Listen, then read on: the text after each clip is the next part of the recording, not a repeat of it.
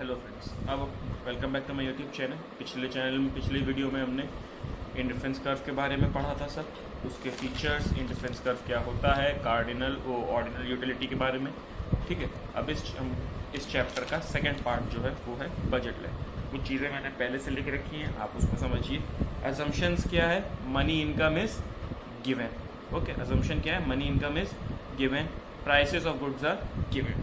ठीक है, गुड्स के प्राइसेस गिवन है और कांस्टेंट है जब तक क्वेश्चन स्पेसिफाई नहीं करता। तो अब मैं एक एग्जांपल के थ्रू आपको ये एक्सप्लेन करूँगा। तो इसमें सबसे पहले इनकम क्या है? 60 रुपीज़। ठीक है, प्राइस ऑफ गुड एक्स ₹1 है, उसको अब्रीविएशन में PX इज इक्वल टू ₹1 लिखा है। प्राइस ऑफ गुड वाई क्या है? ₹2, उसको अब्रीविएशन में PY इज इक्वल टू ₹2 लिखा है। क्वांटिटी ऑफ गुड एक्स को मैं रिप्रेजेंट करूँगा एक्स से, same quantity of good y को मैं रिप्रेजेंट करूँगा वाई से। तो बजट इक्वेशन क्या होगी? Price of x into quantity of x plus price of y into quantity of y. यानी जितना मैं क्वांटिटी का, मान लीजिए जितना मैं एक्स खरीद रहा हूँ उसको उसके रेट से मल्टीप्लाई कर दूंगा। भाई सीधी बात है, तो पता चल जाएगा मैंने एक्स पे कितना खर्चा किया है, और जो प्राइस वाई का है उसको मैं वाई की क्वांटिटी से मल्टीप्लाई कर दूंगा तो पता चल जाएगा वाई पे मैंने कितना खर्चा किया है। Should be less than equal to M. ठीक है, इनकम से कम होना चाहिए। यहाँ प्राइस ऑफ एक्स क्या है? 1 into x plus 2 into y should be less than equal to 60।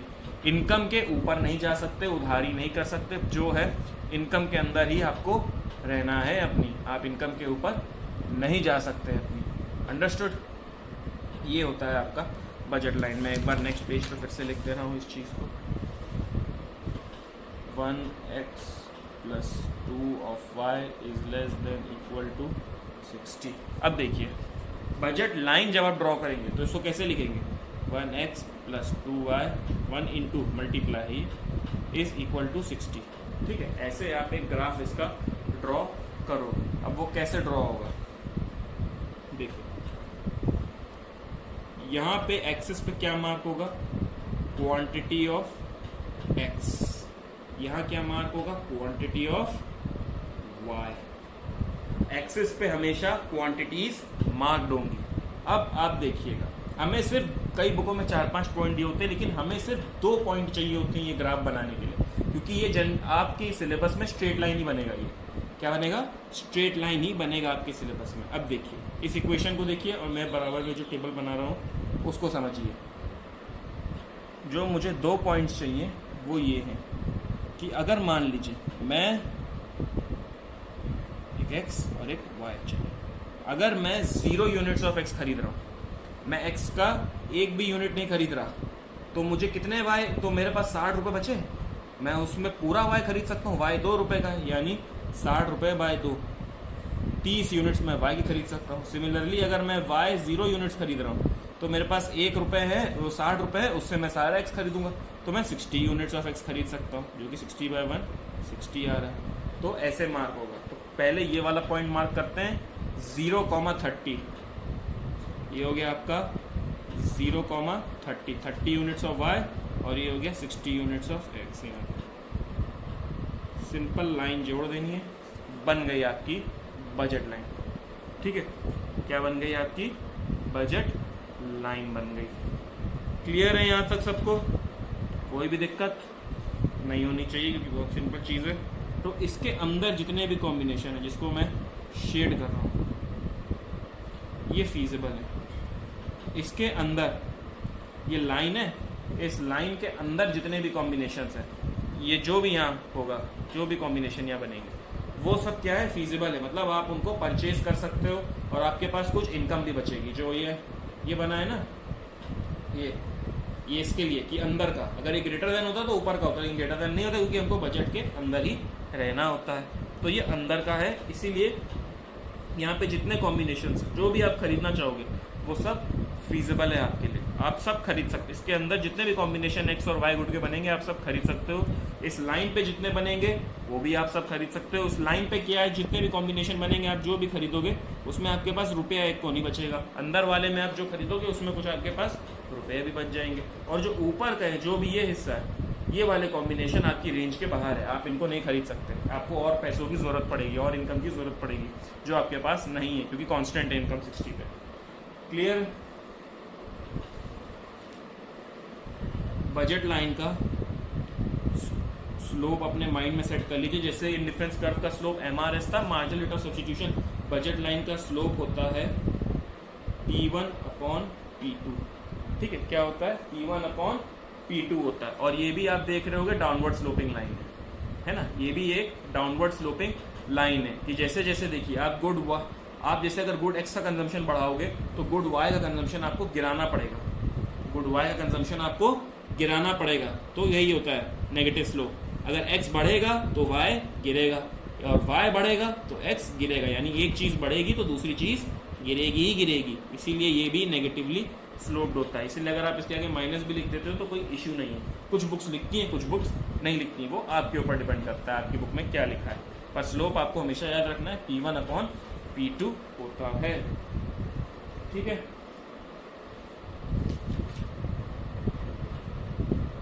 अब हम लोग बात करेंगे changes in budget line.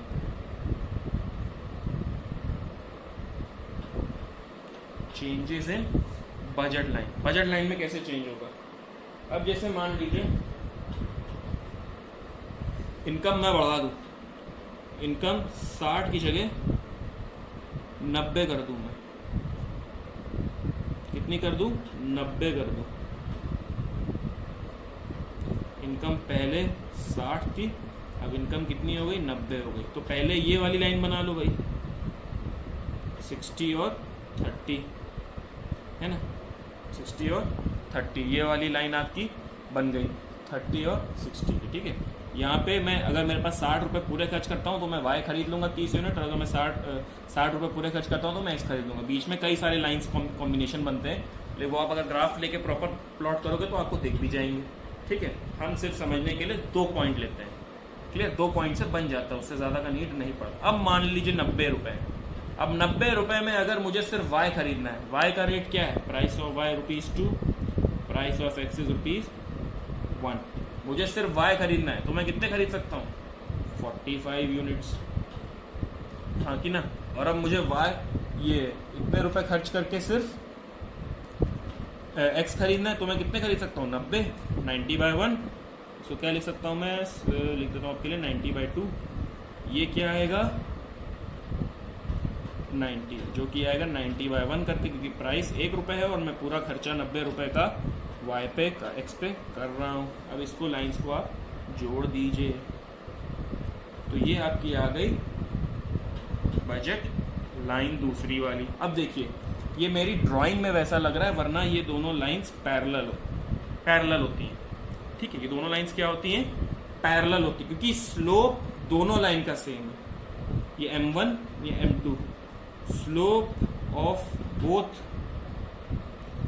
M1 and M2 is same slope की लाइंस हमेशा पैरेलल होती हैं।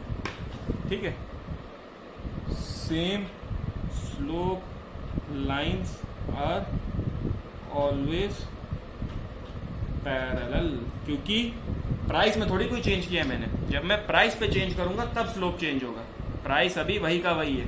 वही अगर आप इनकम बढ़ेगी तो बजट लाइन ऊपर चला जाएगा, इनकम गिरेगी तो बजट लाइन नीचे चला जाएगा, ऐसे आ जाएगी बजट लाइन।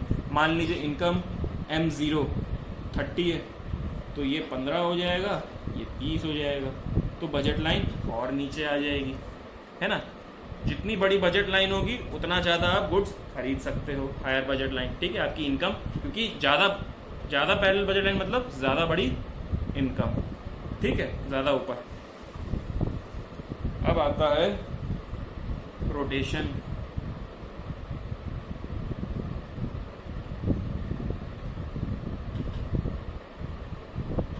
रोटेशन को आप कैसे समझोगे?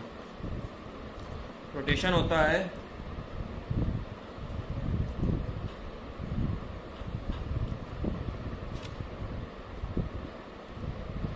Quantity of X, quantity of Y, price of X ₹1, price of Y is equal to ₹2 और इनकम है 60। रोटेशन में इनकम कांस्टेंट रहती है, प्राइस चेंज होता है। तो ये बजट लाइन है वही वाली नॉर्मल जो अपनी चल रही है 60 और 30 की। अब देखिए, अब मान लीजिए मैं इसको चेंज करके ₹2 कर दूँ। प्राइस ऑफ वाई कांस्टेंट है ₹2, मैंने प्राइस ऑफ एक्स को ₹1 से बढ़ा के ₹2 कर दिया, डबल कर दिया। तो अब क्या होगा, अब बजट लाइन अंदर की तरफ रोटेट हो जाएगी, क्योंकि अब अगर आप पूरा पैसा खर्च करके सिर्फ एक्स खरीद रहे हो तो कितने खरीद पाओगे, पहले 60 खरीदते, अब कितने खरीद पाओगे, 30 ही खरीद पाओगे। कैसे, क्योंकि ₹60 डिवाइड बाय ₹2, आप कितने एक्स की यूनिट खरीद पाओगे, सिर्फ 30 यूनिट्स खरीद पाओगे। इसको कहते हैं इनवर्ड रोटेशन। ठीक है, अब मान लीजिए मैंने प्राइस ऑफ एक्स को पहले मैंने ₹1 से ₹2 किया था, अब मैं इसको ₹1 से ₹1.5 कर देता हूँ, सॉरी ₹0.5 कर देता हूँ, आधा पैसा, आधे रुपए का एक्स है। अब मैं कितने एक्स खरीद पाऊंगा, हैं, अब मैं कितने एक्स खरीद पाऊंगा। अब ये थोड़ा ग्राफ के बाहर जाएगा, लेकिन आप थोड़ा समझ लीजिएगा इसको। अब मैं 120 यूनिट्स ऑफ एक्स खरीद पाऊंगा। कैसे आया ये, 60 डिवाइड बाय 0.5 कर लीजिएगा, 60 डिवाइड बाय 0.5 कैलकुलेटर्स में 120 आएगा। ठीक है, तो ये आउटवर्ड रोटेशन हो गया, इनवर्ड रोटेशन हो गया, ये आउटवर्ड रोटेशन हो गया एक्स का। ठीक है, जब मैंने एक्स का प्राइस चेंज किया, पहले मैंने एक्स का रेट बढ़ाया तो वो अंदर की रोटेट हो गया, क्योंकि अब मैं कम यूनिट एक्स ही खरीद सकता हूँ। इनकम मेरी कांस्टेंट है, इनकम मेरी कांस्टेंट है, और जब मैंने एक्स का रेट गिरा दिया तो मैं ज़्यादा एक्स खरीद सकता हूँ, तो ये 120 निकल के आया। इस बीच कई कॉम्बिनेशन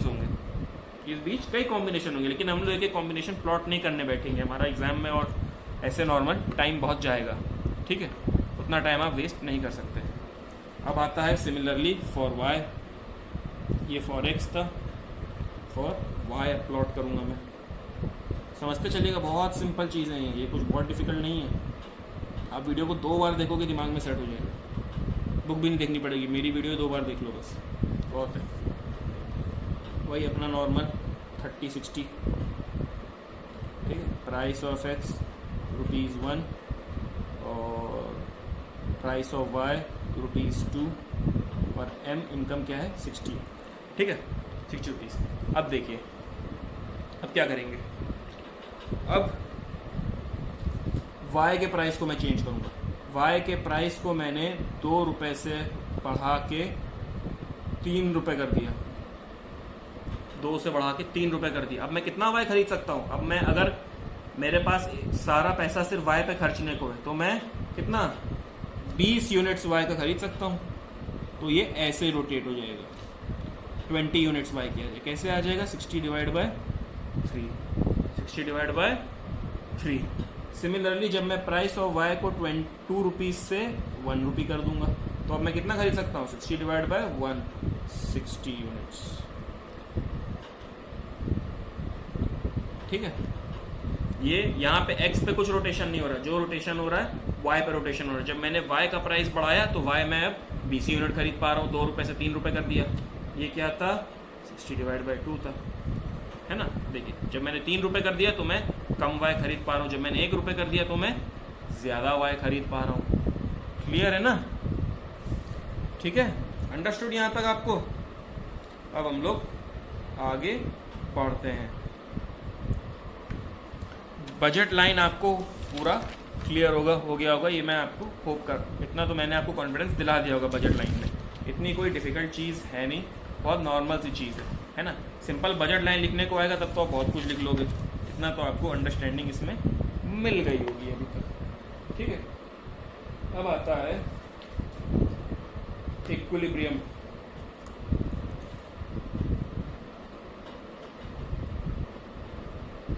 इक्विलिब्रियम जिसके लिए हमने ये दोनों पढ़ा है, इसमें हम indifference curve and budget line दोनों को मिला देंगे। ठीक है, दोनों को मिला देंगे। ठीक है, तो ये ऐसे बनेगा।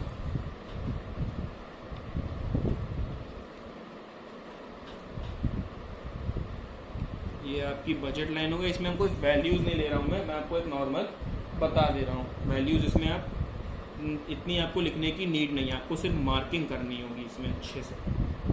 ये आपका इंडिफरेंस कर्व हो गया, ये आपकी बजट लाइन हो गई, ये हो गया point E of equilibrium. Equilibrium. ठीक है, ये हो गया पॉइंट ई ऑफ इक्विलिब्रियम। इसमें क्या है, मैंने दोनों ग्राफ्स को मर्ज कर दिया। अगर आप बजट कंज्यूमर इंडिफरेंस कर्व देखो तो इंडिफरेंस कर्व में भी क्या मार्क्ड रहता है, यहाँ क्वांटिटी तो मार्क्ड रहती है, number of apples, number of oranges, और यहाँ पे भी क्वांटिटी मार्क्ड है, quantity of x, quantity of y, है ना। तो इसलिए मैं दोनों ग्राफ को मर्ज कर सकता हूँ। अंडरस्टूड। आप कोई भी दो गुड उठाओ, जैसे अगर मैंने एक उठाया टी, दूसरा उठाया कॉफ़ी, तो आप यहाँ टी और कॉफ़ी की क्वांटिटीज मार्क्ड होंगी, और जो इंडिफरेंस कर्व भी होगा वो भी basket of T and coffee के अलग अलग कॉम्बिनेशंस का बनेगा। अंडरस्टूड। ये आपका ओरिजिन है। ठीक है, अब देखिए एट ई, जहाँ पे ये दोनों इंटरसेक्ट कर रहे हैं, बजट लाइन और इंडिफरेंस कर्व, वहाँ पे at E slope of indifference curve is equal to slope of budget line. Slope of indifference curve is equal to slope of budget line. Slope of indifference curve क्या है, MRS is equal to slope of budget line क्या है, P1 upon P2। क्या है, P1 upon P2। तो ये है आपकी इक्विलिब्रियम की कंडीशन। ठीक है, ये क्या है आपकी इक्विलिब्रियम की कंडीशन फॉर ऑर्डिनल अप्रोच। आपके पास अगर 5 मार्क्स का आंसर आता है, मेरी बात ध्यान से सुनिएगा, तो आप उसमें सबसे पहले कि what is consumer equilibrium using ordinal utility approach, तो आपका इस 5 मार्क्स से क्वेश्चन या 6 मार्क्स से क्वेश्चन में आप क्या आंसर लिखोगे। सबसे पहले आप इंडिफरेंस कर्व को एक शॉर्ट में एक्सप्लेन करोगे, फिर आप बजट लाइन को शॉर्ट में एक्सप्लेन करोगे, उसके बाद आप ये इक्विलिब्रियम वाला ग्राफ बना के इसको ऐसे लिख के एक्सप्लेन करेंगे। अंडरस्टूड। ऐसे ये आपका आंसर निकल के आएगा। MRS is equal to P1 upon P2। जो मैं आपको बता रहा हूँ, अगर आप वैसे लिखते चलेंगे लाइन बाय लाइन, आपको पूरे मार्क्स मिल जाएंगे इस क्वेश्चन में। अंडरस्टूड। अब to the left of point E, to the left of point E क्या होता है, MRS is greater than PX upon P1 upon P2। ये गुड 1, ये गुड 2 ले लो आप। Good 1, good number 2। ठीक है, लेफ्ट मतलब ये वाला हिस्सा, ये वाला हिस्सा, राइट मतलब ये वाला हिस्सा। To the right of point E MRS is less than P1 upon P2। Left में क्या होगा, गुड, अब कंज्यूमर अपने आप ई पे आएगा। राइट पे क्या होगा, कंज्यूमर अब जाके वापस से ई पे आ जाएगा। अंडरस्टूड। ये होता है इंडिफरेंस इक्विलिब्रियम, आपका ऐसे सॉल्व होता है। क्लियर है। तो यहाँ पे आके आपका इक्विलिब्रियम अप्रोच वाला चैप्टर फिनिश होता है। अच्छे से आप इसका स्क्रीनशॉट ले लीजिए क्लियरली, मैं आपको पूरा दिखा दे रहा हूँ, अच्छे से देख लीजिए। ये ग्राफ है पूरा, पहले इसका लीजिएगा, उसके बाद फिर इसका लीजिए। ये आपका कंज्यूमर इक्विलिब्रियम है। जैसा कि मैंने बताया था एक शॉर्ट समरी में, पहले आप इंडिफरेंस कर्व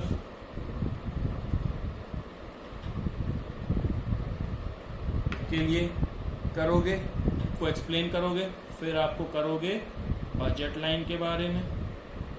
क्या होता है, मतलब शॉर्ट एक्सप्लेनेशन, वो रोटेशन और वो सब आपको बताने की जरूरत नहीं है इतना। अगर वो स्पेसिफिकली पूछा जाए तो ही आपको लिखना है उसके बारे में, वरना नहीं लिखना होता है।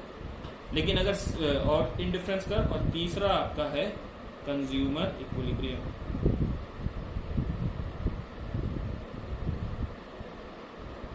समझ गया, तीसरा आपका क्या है, कंज्यूमर इक्विलिब्रियम। ठीक है, अब इसके साथ ये चैप्टर आपका फिनिश होता है। ये कार्डिनल के मुकाबले थोड़ा सिंपल है, वो तो काफ़ी थोड़ा टेक्निकल बैठ जाता है, ये थोड़ा सिंपल है, इसमें इतना कैलकुलेशन का काम नहीं है। जो जनरली थोड़ा मोड़ा काम है वो बजट लाइन का काम है। नेक्स्ट चैप्टर में हम लोग डिमांड के बारे में पढ़ेंगे। डिमांड बहुत इंपॉर्टेंट चैप्टर है। अच्छे से इसको हम लोग समझेंगे, कि एक चीज़ समझेंगे डिमांड के बारे में, डिमांड क्या होता है, और डिमांड की एक पार्ट है इस चैप्टर का जो थोड़ा कंफ्यूजिंग है, तो वो आपको इसको ध्यान से समझना पड़ेगा। तब तक के लिए गुड बाय, और वीडियो को लाइक शेयर सब्सक्राइब ज़रूर कीजिएगा अपने फ्रेंड्स के थ्रू। अपने फ्रेंड्स को भी बताइएगा वीडियो के बारे में, ताकि उनको भी अच्छे कंटेंट का एक्सेस मिल सके।